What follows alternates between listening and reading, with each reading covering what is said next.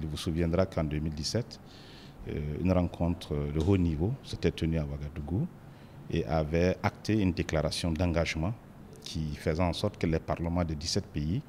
c'est-à-dire ceux de la CEDEAO qui sont 15, plus la Mauritanie et le Tchad, avaient pris un engagement,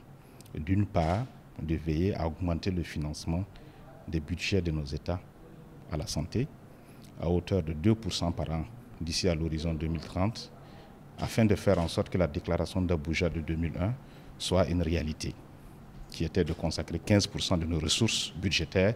aux problématiques de santé. Puisque vous voyez très bien que sur notre continent, nos capacités nationales de réponse en cas d'épidémie, en cas de problèmes de santé sont souvent faibles, ce qui nous amène souvent à courir derrière les bailleurs de fonds, alors qu'en principe, c'est une question de souveraineté. Nous devrions pouvoir mettre nos ressources à la disposition de nos départements de santé. L'autre pendant de cette déclaration, c'était d'inviter nos gouvernements à aborder les questions de population, à mettre un lien entre les populations et le développement. Ce que communément on appelle le dividende démographique. Il y avait là aussi une responsabilité des décideurs de faire en sorte que nous n'avons pas vu que les questions de population, de planification familiale puissent être des questions pensées, organisées, avec des buts à atteindre. Donc il s'agit maintenant, un an après cette rencontre de Ouaga, de venir au Bénin, ici, à la mi-décembre,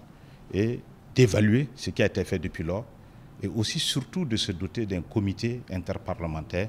composé de 34 parlementaires qui seront la cheville ouvrière de la mise en œuvre de cette déclaration.